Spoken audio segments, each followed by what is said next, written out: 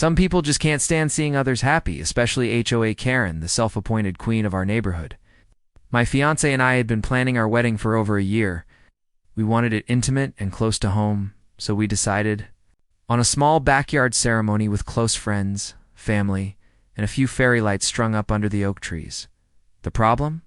Karen lives 3 houses down and seems to think every event requires her permission.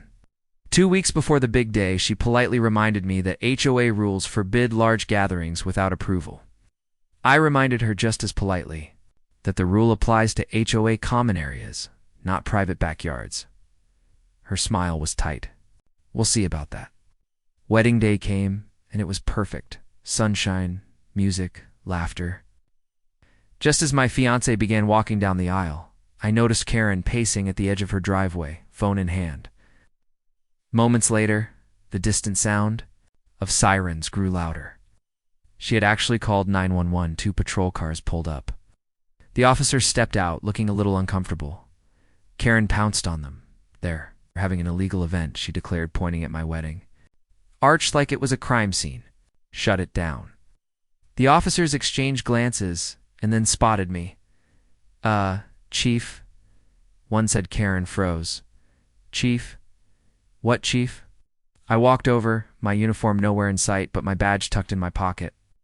"Karen, you just called emergency services to break up my wedding. You wasted police resources. That's a criminal offense." Her face turned the color of an overripe tomato. I didn't know." "I'm sure you didn't," I said, pulling out my badge. "But now, you do." The officers took my lead, explaining that noise ordinances hadn't been violated and no laws were broken. In fact, by calling 911 over a non-emergency, she was the one in trouble. I decided not to press charges that day. It was my wedding. After all, but I made sure the HOA received a full report of her stunt.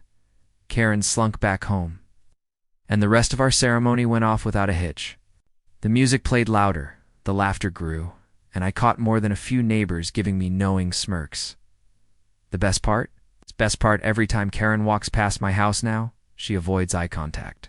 It's amazing what a little truth in a badge can do.